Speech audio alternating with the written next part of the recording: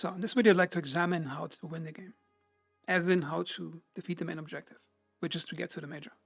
Also, this video will have some spoilers about the end game, or not too many spoilers. So if you don't want to know where you can find the major, or some accidental hints on what happens on the way to there, then you might want to skip this video for now.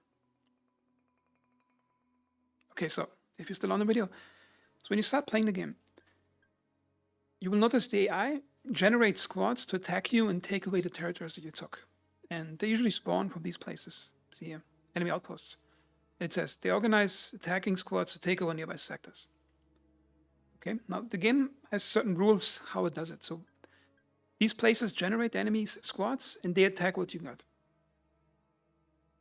And the squads sent out from those places, they are mobile and they go to targets. Okay, however, squads that park themselves in areas after conquering them, like for example, this squad was at some point spawned to attack that sector. When they get to that sector, they usually remain there. So if you are parked over here, they won't attack you out of there. Which means a spawn squad appears to have one singular goal to a place it wants to go, and when it arrives at it, it just remains there. Okay? So, and during the game, you might notice it gets slightly repetitive because you have to constantly train militias and you get attacked by enemy squads. And you might wonder how many militias do you need to fight off an attack. And I'm playing this on the hardest difficulty level. And if you train 8 basic militias, so the way it works, when you train militias once, you get 4 militia soldiers. You train a second time, you get another 4, to up to a max of 8. And then you can train them again to turn into veterans. And they can even turn into elite if they survive some combat. Or you can never have more than 8 in one sector to defend it.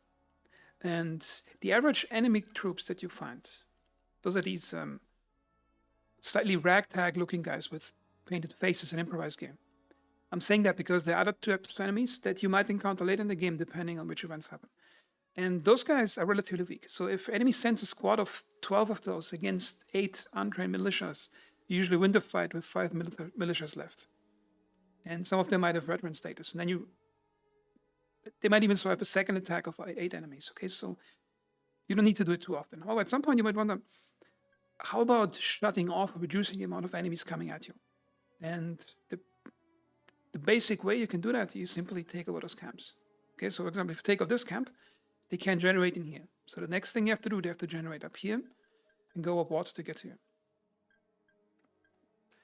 And as you take over most camps in this game, what I did in this save is I made a straight beeline for over here because that's where you find the major. Again, that's a spoiler. Well, I warned earlier in the video that there might be spoilers.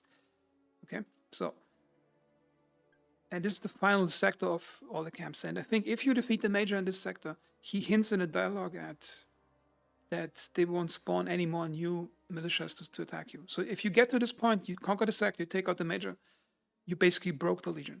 There won't be any new legion spawns. So you can still mop up the existing ones. Well, until you get to this point. Usually every camp you take takes away the possibility for the enemy to generate new squads, okay? And what I did in this save, I went up this coast, stayed north, took this mine over here, made my way through that. And I took out this camp. So basically any camp I could find, I would take out. And what the AI usually does, if they have only camps in this area left, they would attack 2 choke points. The first one would be over here, this mine, because this is the Landsbach mine. And they first have to go through that place. So they will keep hammering this place. So that's why you have to train militias. And the second route they usually take is they spawn up here. Then they take the water out with a boat, go through this point, go through this island to get to the mine up here, or to the island of Ernie. And this is the second major choke point in the game. So if you control all of that and you hold this place and this place, then most of the enemies will try to crack those. However, you might still sometimes find enemy squads crossing the water directly going to this place.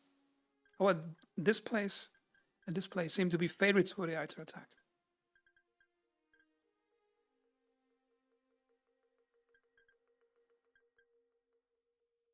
There's not much else to it. So basically, once you slowly wear down the enemies and shut down one camp after the other, you can take over the island.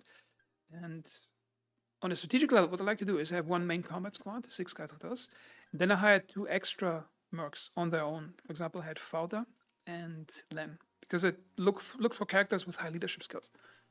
Oh, they're relatively expensive.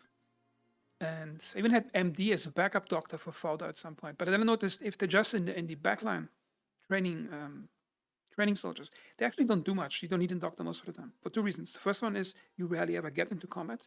The second is even if you're training militias over here and you get into combat, if you auto resolve, usually the enemy doesn't kill your character. They just leave him at like 1 health point, so you can just get away and heal automatically.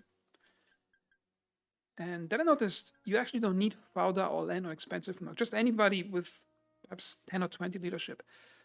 Then you can still train him. It takes longer, but the more camps you take over, the lower the frequency of enemy squads attacking you. So you can do that with much cheaper mercs at some point. And I think most mines in this game eventually were down. And I think they patched the game today to make it slower. However, even before the patch, I went for this mine. Then I went this up here. I took this mine and then went straight for that place. And it gave me enough money. I was hovering at 250,000. And only recently this mine started shutting down. Then I started to lose money. Then again, you get loot, you sell things, and you might even find diamonds.